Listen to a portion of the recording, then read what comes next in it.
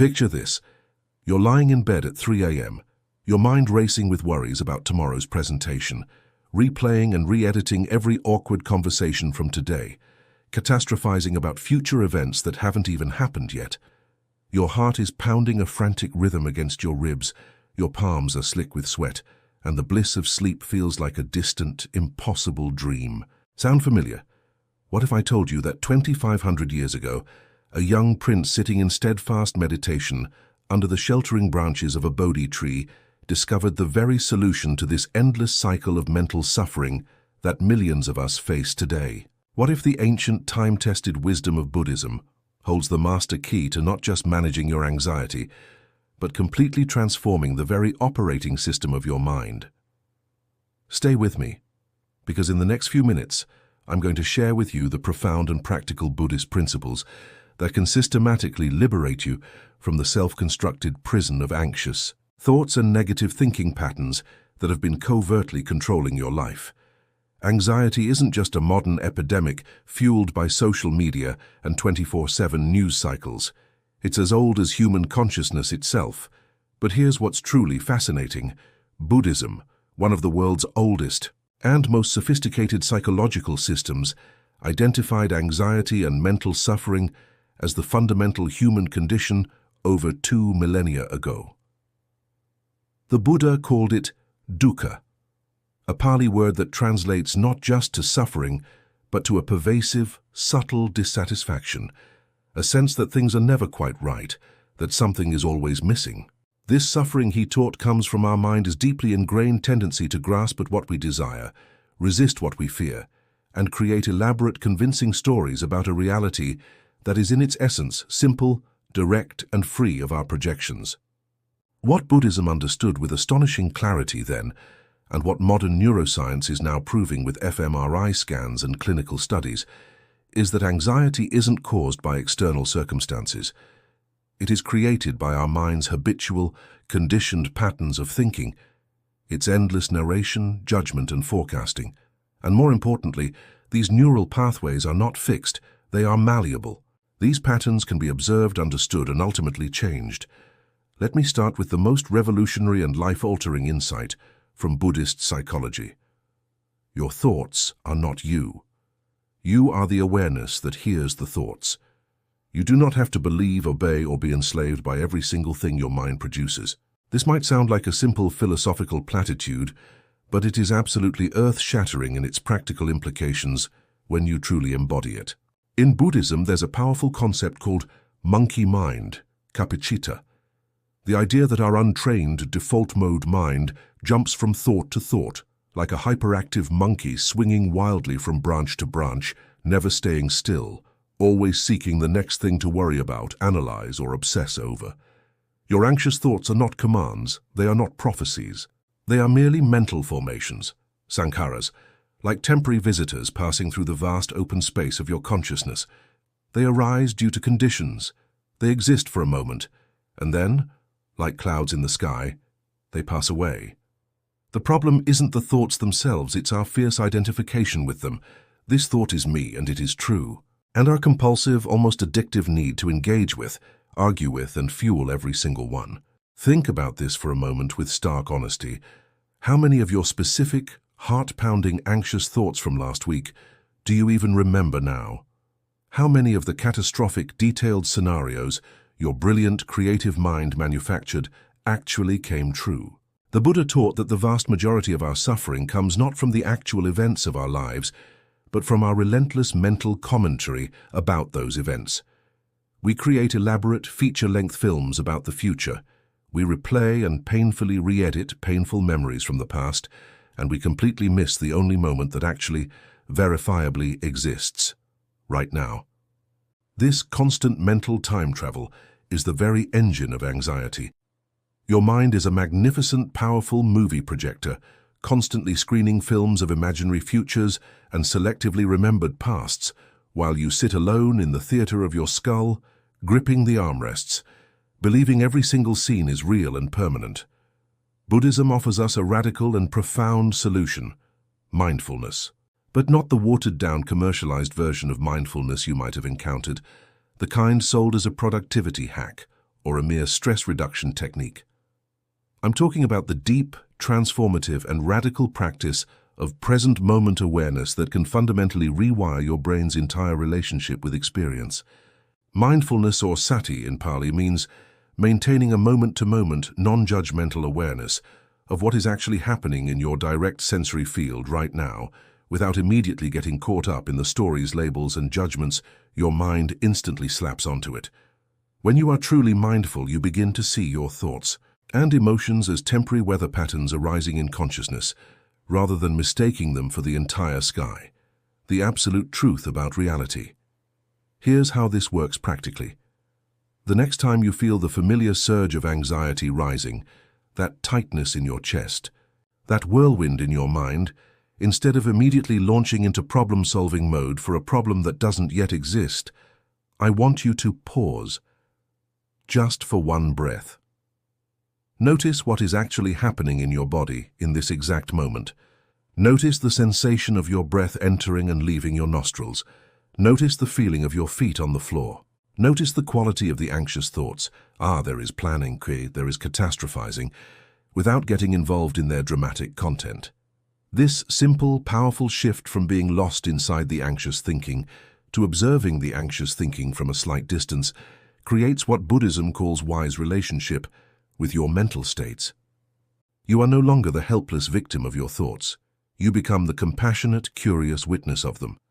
Buddhism provides a precise diagnosis for our mental suffering, identifying three fundamental root causes, called the three poisons: attachment, raga; aversion, dvesha; and delusion, moha.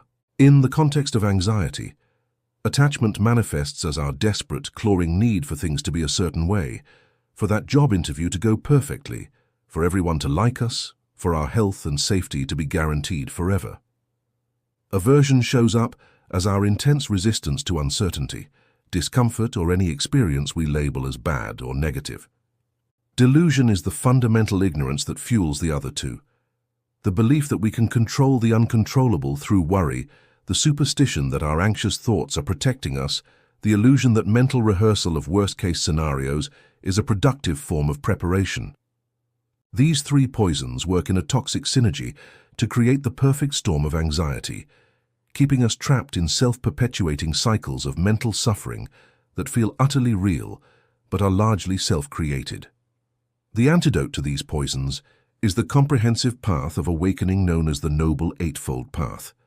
For our purposes today, I want to focus on three key elements of this path that can immediately begin transforming your relationship with anxiety: right mindfulness, samasati; right concentration, sama-samadhi; and right view or understanding, samaditi. Right understanding means seeing through the illusion that your thoughts are facts. It is the wisdom that recognizes thoughts as impermanent, conditioned mental phenomena that you can learn to engage with wisely or simply let pass by.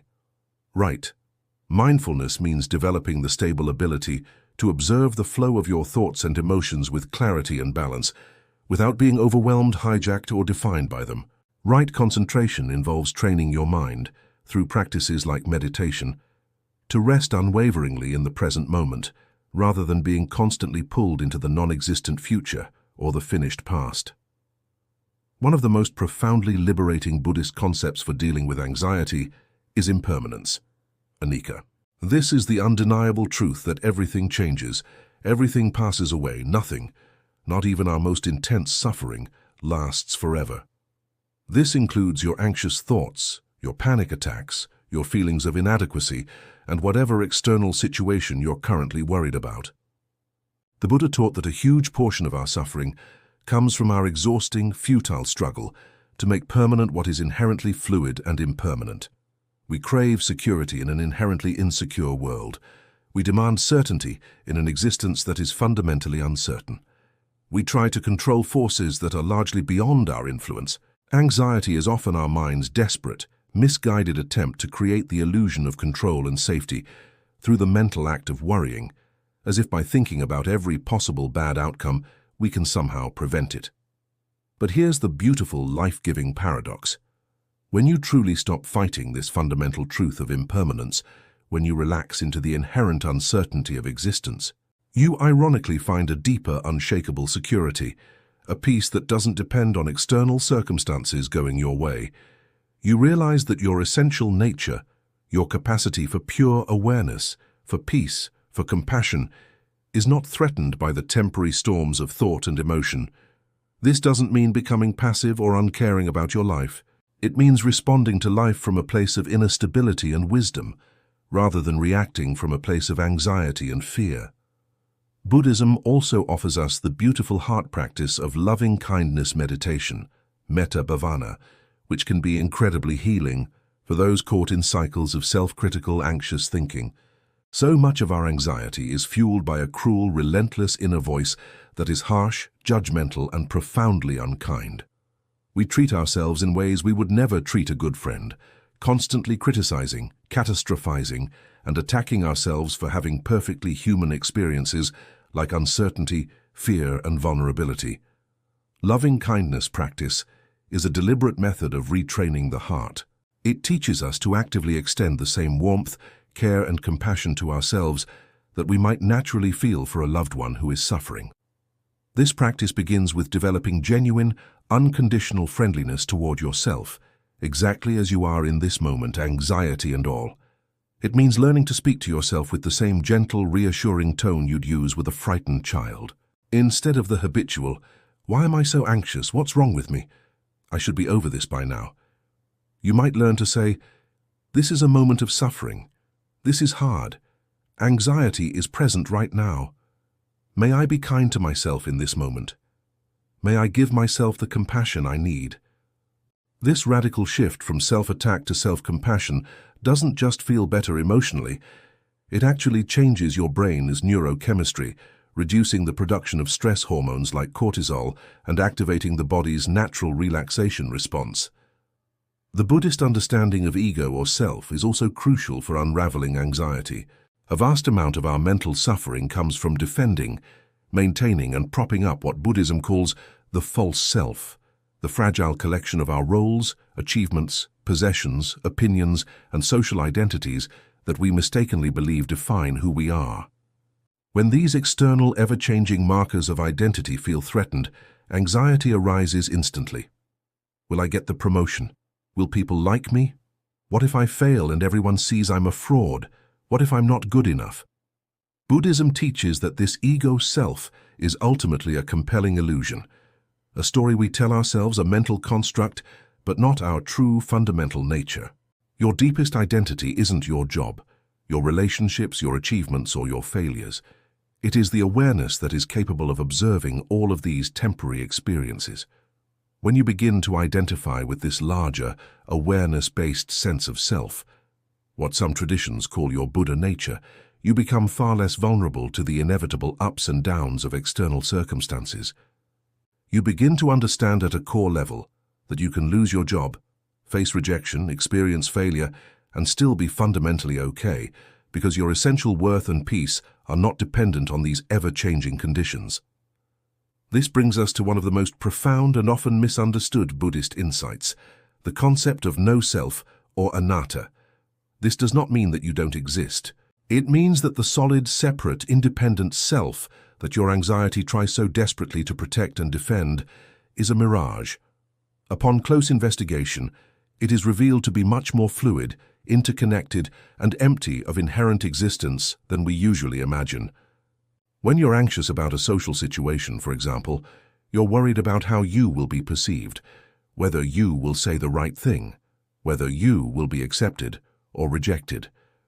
Buddhism invites us to investigate with honest curiosity. Who exactly is this you? If you search for it in your direct experience, not in concepts or stories, but in the actual data of your senses, you won't find a solid, unchanging, central CEO self. Instead, you find a flowing, interdependent stream of thoughts, emotions, bodily sensations, and perceptions, all arising and passing away in the open space of awareness. The anxiety-producing questions like, "What will they think of me?" begin to lose their visceral grip when you realize that both the me and the they are not the solid, separate entities your mind makes them out to be. This isn't a philosophical belief to adopt. It is an insight that emerges naturally and powerfully from sustained mindfulness practice. Buddhism also offers us the deep wisdom of acceptance, which is frequently misunderstood in our culture of relentless striving and fixing.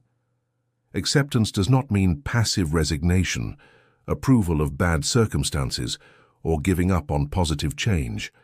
Buddhist acceptance means ceasing the internal war against what is already present.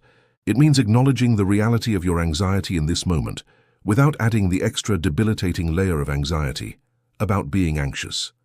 It means recognizing your negative thoughts without the additional suffering of judging yourself for having them. Most of our mental pain is actually second arrow pain. The first arrow is the initial event or sensation, a worried thought, a pang of fear. The second arrow, the one that causes the most suffering, is our reaction to the first arrow.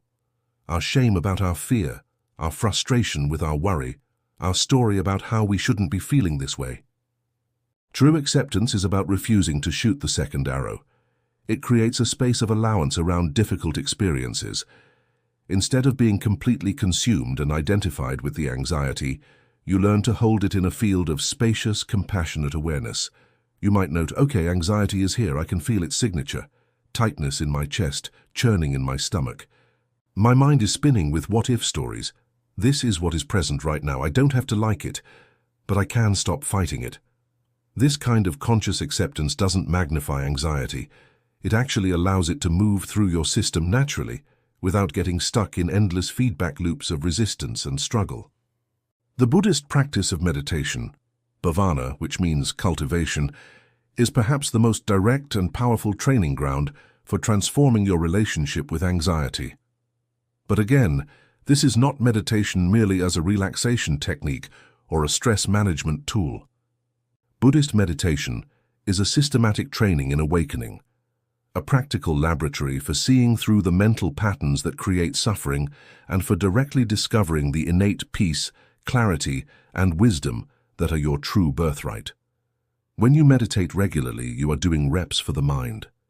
You are developing what's called observer consciousness, or meta-awareness, the stable ability to witness your thoughts and emotions as objects in your awareness, rather than being subject to them. In meditation, you practice again and again, returning your attention to a chosen anchor, often the breath, whenever you notice your mind has wandered off into the familiar neighborhoods of anxious thinking. This is not about suppressing thoughts or achieving a perfectly blank, thought-free mind.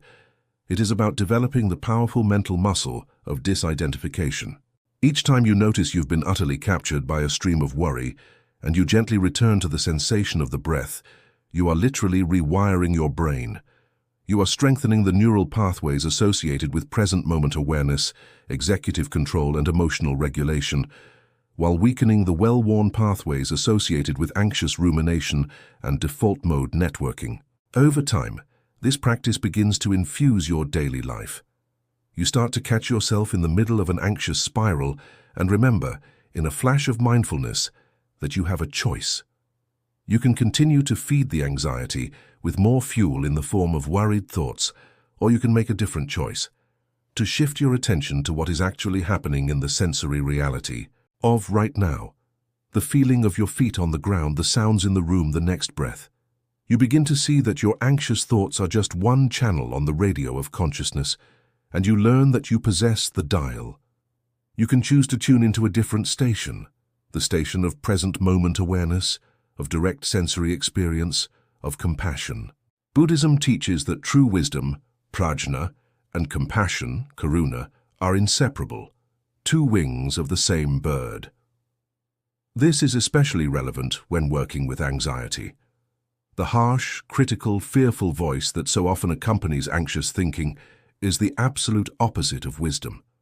It is based on delusion, judgment, and the mistaken belief that self-flagellation somehow leads to improvement or safety.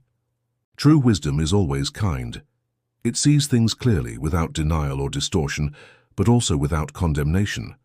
It recognizes anxiety for what it is, a form of suffering, and responds to that suffering with compassion rather than criticism. This means consciously learning to become your own best friend, your own inner ally, especially during your most difficult moments. When anxiety arises, instead of immediately trying to violently suppress it or solve it, You might first simply acknowledge its presence with a gesture of internal kindness. Hello, anxiety. I feel you here. I know you are trying to protect me, to alert me to a potential threat. Thank you for your concern. But for right now, in this moment, I am safe. I am breathing. I am here. This compassionate, allowing approach to your own internal experience doesn't spoil or encourage the anxiety. Rather, it creates the conditions of safety and connection that allow for natural healing and transformation to occur. Buddhism also emphasizes the profound power of intention, cetana, in shaping our experience and ultimately our destiny. Much of our anxiety is driven by unconscious default intentions, the intention to avoid all discomfort at any cost, to control outcomes that are fundamentally uncontrollable, to be perfect in an imperfect world, to be safe from all harm. These unconscious intentions create constant internal friction and suffering because they are utterly at odds with the nature of reality. Buddhist practice involves bringing these intentions into the light of awareness and gradually, consciously shifting them toward what is actually possible and nourishing, toward the intention to be present, to be compassionate, to be wise, to understand, to be kind. When you set the clear intention to meet each moment with awareness, rather than automatic anxiety, to respond from wisdom rather than react from fear, to treat yourself with kindness rather than cruelty, your entire nervous system begins to reorganize itself around these new, healthier intentions.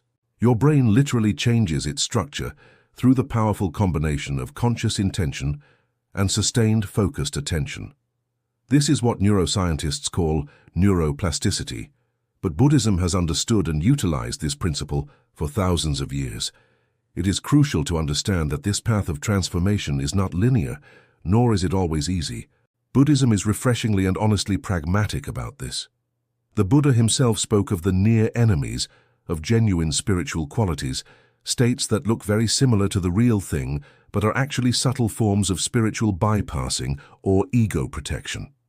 For example, spiritual bypassing can look like acceptance, but is actually a way of avoiding and suppressing difficult emotions. Premature detachment can masquerade as non-attachment, but is really just another form of emotional numbness and resistance. This is why Buddhism has always emphasized the importance of finding authentic teachers, kalyanamitta, spiritual friends, and a supportive community, sangha, and why genuine lasting transformation requires both dedicated individual practice and the mirror of wise relationships. Working with anxiety from a Buddhist perspective is a journey that requires patience, gentle persistence, and immense self-compassion. Your mind has been conditioned for years, likely decades, to respond to uncertainty with worry, to meet discomfort with resistance, to solve problems through endless mental rumination.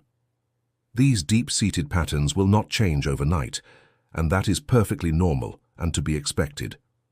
Buddhism teaches that genuine transformation happens gradually, through consistent daily practice, through the accumulation of countless mindful moments, rather than through dramatic overnight breakthroughs.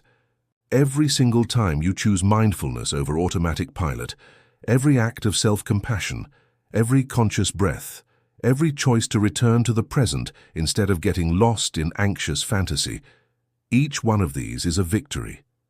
Each one is a stitch in the fabric of your liberation. The most beautiful thing about this path is that you don't have to wait until you are completely fixed or enlightened to begin experiencing its profound benefits. Each moment of present-moment awareness is inherently peaceful, regardless of what thoughts or emotions might also be present. Each act of self-compassion immediately creates more ease and safety in your nervous system. Each time you choose to observe your anxious thoughts rather than be swallowed by them, you taste a little bit of the freedom that is your true nature. Buddhism ultimately teaches us that anxiety and negative thinking are not personal flaws, moral failings, or signs of weakness. They are universal aspects of the untrained human mind, an inheritance of our nervous systems that evolved to scan for threats and of our minds that constantly create stories. Everyone experiences these mental states. But Buddhism also teaches that everyone, without exception, has the capacity for awakening, for seeing through these mental patterns and discovering the peace, stability, and freedom that exist beyond the reach of anxious thinking. This peace isn't something you have to create, achieve, or earn. It is what you are when you stop creating suffering through unconscious mental habits. It is like the sun that is always shining behind the clouds. The clouds of anxious thinking come and go, changing constantly. But the sun of your essential nature, awareness itself, is constant and unchanging. Buddhist practice simply teaches you how to stop identifying with the temporary weather patterns of your mind and how to rest more and more as the vast, unchanging sky of awareness in which all weather arises and passes. Your anxiety, at its core, has been trying to protect you. It is a misguided, overzealous bodyguard. Through Buddhist practice, you learn to thank it for its service while gently informing it that a new, wiser security team is now on duty. You learn to meet life's inherent uncertainties with wisdom rather than worry, to face difficulties with courage and compassion rather than catastrophic thinking, to treat yourself with the unconditional friendliness that makes all genuine healing possible. This isn't about never feeling fear or concern again. Those are natural, human emotions. It is about developing a completely different, empowered relationship with these experiences when they inevitably arise.